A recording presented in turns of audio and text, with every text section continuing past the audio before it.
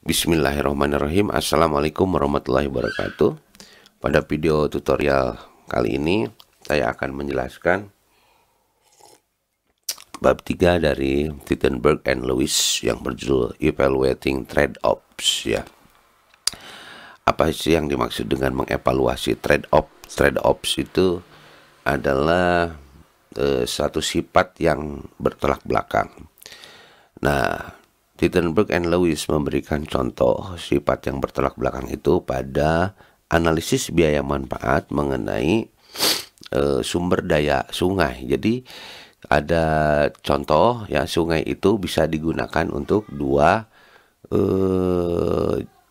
jasa. Satu untuk pembangkit listrik, yang kedua untuk arung jeram. Nah, di mana antara pembangkit listrik dan arung jeram ini tidak kompatibel atau tidak komplementer ya. Karena kalau sungai itu dijadikan pembangkit tenaga listrik, kemudian di satu sisi juga dipakai untuk arung jeram, itu bisa membahayakan karena mungkin airnya terlalu deras gitu ya, atau mungkin juga nanti ada ketidaksesuaian instalasi gitu ya, atau apa teknisnya saya tidak paham. Nah, itu kira-kira maksud dari bagaimana mengevaluasi. Evaluasi itu kan bagaimana menilai, mengakses gitu ya. Bagaimana opsi satu sumber daya apakah digunakan untuk pembangkit tenaga listrik atau untuk arung jeram. Contohnya seperti itu. Nah, oleh karena itu bab ini menekankan pada analisis biaya manfaat dan the others decision making matrix ya. Ini jadi untuk mengevaluasi trade-off itu, satu bisa menggunakan analisis biaya manfaat atau alat ukur pengambilan keputusan lainnya, itu di subbab terakhir ya di sini. Nah, tentu saja alat pengambilan keputusan lainnya itu ya mempertimbangkan keterbatasan dari analisis biaya manfaat. Baiklah, sebelum mulai ke dalam analisis biaya manfaat dalam konteks ekonomi sumber daya alam dan lingkungan, ini seperti biasa Tittenberg and Lewis mengutip ya. Kali ini dia mengutip dari Isaac Asimov. Jadi seorang novelis dan sarjana yang hidup dari tahun 1920 sampai 1992. Jadi dia bilang, no sensible decision can be made any longer without taking into account not only the world as it is, but the world as it will be.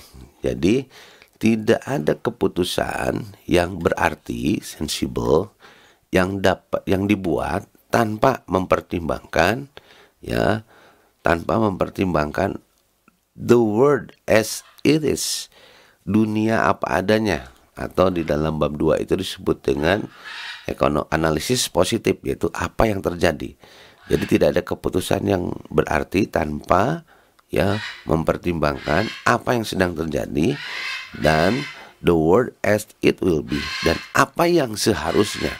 Nah, di dalam buku ini the world as it will be itulah yang disebut dengan kondisi optimal atau kondisi yang diharapkan, kondisi yang seharusnya. Jadi intinya yang dikutip oleh Tittenberg and Lewis ini dalam pengambilan keputusan ya, kalau saya konversi itu harus mempertimbangkan kenyataan dan harapan begitu. Nah, pada bab sebelumnya kita mencatat ada dimensi analisis ekonomi positif dan normatif, di mana dimensi normatif itu membantu untuk merumuskan kebijakan karena sumber daya itu terbatas. Nah, sehingga harus menghadapi pilihan mau tidak mau ya. Analisis normatif digunakan dalam kebijakan publik. Oke. Digunakan dalam kebijakan publik pada beberapa situasi yang berbeda. Nah, contohnya digunakan untuk mengevaluasi regulasi ya, aturan mengenai pengendalian polusi, atau proposal. Proposal itu adalah usulan ya. Usulan yang detail ya.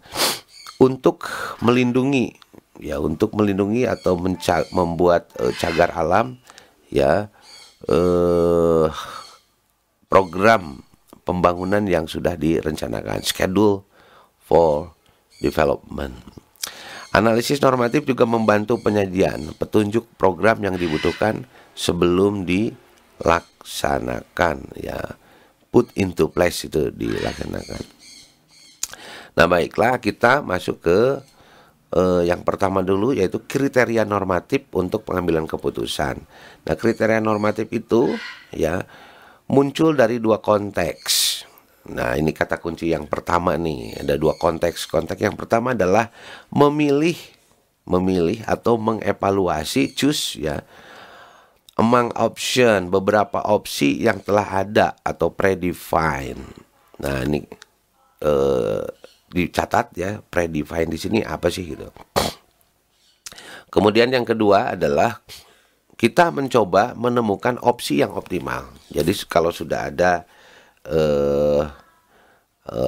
opsi A, opsi B, opsi C, opsi D dan seterusnya, kemudian kita lakukan evaluasi, dan pada konteks yang kedua itu adalah dari A, B, C dan D itu mana yang optimal gitu.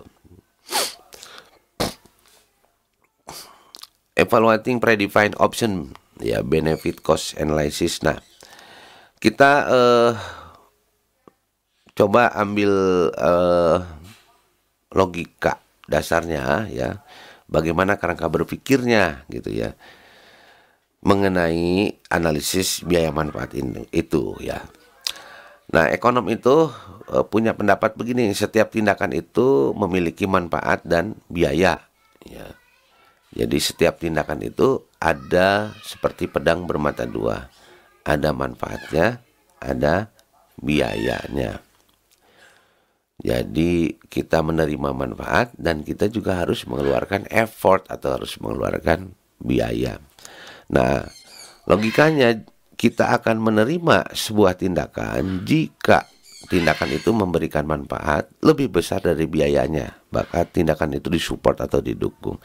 Sebaliknya, kita akan mereject atau akan menolak tindakan tersebut jika tindakan tersebut memberikan manfaat yang lebih kecil dibanding dengan biaya yang dikeluarkannya. Nah, ekspresinya bisa kita mainkan. Kalau B per C itu sama dengan 1, artinya B sama dengan C, atau benefit sama dengan cost. Kalau B per C lebih besar dari 1, itu artinya benefit lebih besar dari cost. Jadi itu adalah ekspresi lain untuk sebagai rasionalisasi, sebagai perbandingan untuk mengambil keputusan. Nah, logika inilah yang kita retas, ya, dalam model yang sifatnya statik gitu, atau yang disebut dengan efisiensi statik, dengan model yang bersifat dinamis atau yang kita sebut dengan efisiensi dinamis yang kita gali dari bab 3 buku ini. Nah, tapi gimana tuh kita mengukur biaya dan manfaat itu? Bagaimana kita mengukur biaya manfaat itu? Nah, sebagai introduksi dalam ekonomi sumber daya alam dan lingkungan, sistem pengukurannya itu bersifat anthropocentric, ya.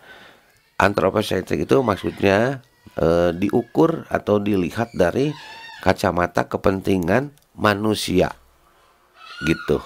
Jadi semua manfaat dan biaya dinilai dalam ukuran bagaimana dampaknya terhadap kemanusiaan.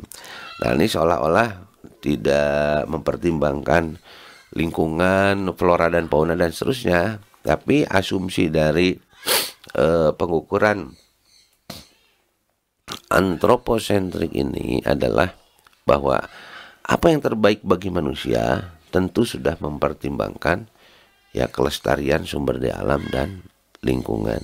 Contohnya begini, ya, seperti di pertemuan pertama, kalau kita merusak hutan, maka pada contoh di pertemuan pertama itu bisa mengurangi populasi ikan salmon. Pengaruhnya, ketersediaan ikan salmon itu yang mengandung banyak gizi dan protein, yaitu berdampak negatif pada, ya, masyarakat konsumen, ya. Artinya supaya ketersediaan salmon itu memadai bagi masyarakat, maka ya salah satu faktornya adalah tidak boleh merusak hutan gitu. Nah, itu asumsi dibalik antroposentrik ya. Nah, analisis biaya manfaat itu dia menggunakan atau mengembangkan teori dasar kita mengenai market ya. Jadi menggunakan teori supply demand. Nah, hanya nanti demandnya itu dikonversi menjadi benefit, supply-nya itu dikonversi menjadi cost gitu. Jadi di sini ada dua pelaku ekonomi ya dalam biaya manfaat itu. Di satu sisi menampilkan perilaku konsumen, pada sisi lain menampilkan perilaku produsen. Ya misalnya tadi pembangkit listrik misalnya, suppliernya adalah perusahaan atau badan usaha milik negara yang mensuplai listrik, supply-nya itu. Demand-nya itu atau penerima manfaatnya adalah masyarakat yang menggunakan listrik. Kira-kira logika sederhananya seperti itu ya. Jadi analisis biaya manfaat simpel saja, dia mengembangkan market theory ya, seperti disajikan pada gambar 31 nih ya. Nah, ini adalah supply-nya, ini adalah demand-nya. Cuman supply-nya itu ditampilkan dalam ekspresi marginal cost ya. Demand-nya ditampilkan dalam ekspresi marginal benefit. Oke.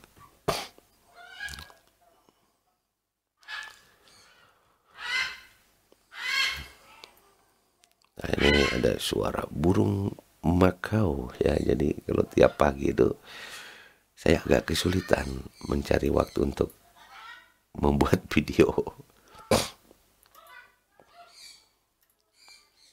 Jadi oke. Ya.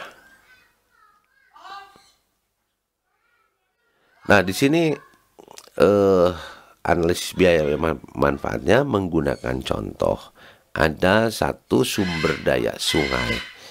Sumber daya sungai itu bisa digunakan untuk ya pembangkit tenaga listrik atau untuk olahraga arung jeram. Nah, kemudian ketika kita menggunakan contoh itu, ada beberapa jargon yang perlu kita pahami ya. Antara lain adalah opportunity cost, kemudian ada marginal opportunity cost curve gitu. Apa sih maksudnya? Jadi ketika sungai itu digunakan, akhirnya diputuskan untuk misalnya, gini. Pada contoh itu ada dua opsi ya kaitan dengan konteks yang pertama. Opsi yang pertama adalah sungai itu digunakan untuk pembangkit listrik. Opsi yang kedua, sungai itu digunakan untuk arung jeram. Oke. Pada konteks yang keduanya kan, we try to find, kita coba memilih mana yang optimal. Apakah optimal ketika digunakan untuk pembangkit listrik atau optimal ketika digunakan untuk arung jeram.